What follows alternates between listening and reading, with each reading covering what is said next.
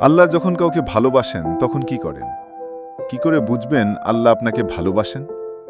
আল্লাহ যখন কাউকে ভালোবাসেন তখন কি শুধু দুনিয়াতে সুখ দেন? না, আল্লাহর ভালোবাসার আলামত অনেক গভীর, অনেক রহস্যময়।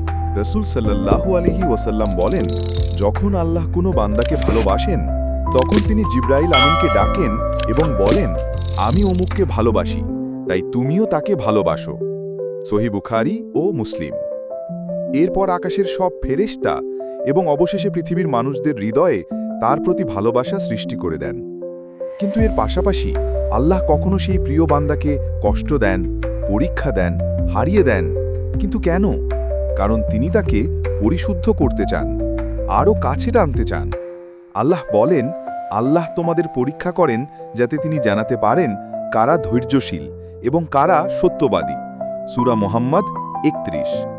তাই মনে রাখবেন, যখন আপনি অন্যদের থেকে আলাদা হচ্ছেন কিন্তু তবু নামাজ ছাড়ছেন না, অর্থাৎ আপনি পরীক্ষায় পড়েছেন, তখন হয়তো আপনি আল্লাহর প্রিয়দের একজন। এই ভিডিওটি যদি আপনার হৃদয় ছুঁয়ে যায়, তাহলে একটিবার আল্লাহ আমাকে ভালোবাসেন কমেন্ট করুন, শেয়ার করুন, যেন আরও একজন আল্লাহর ভালোবাসা অনুভব করতে পারে।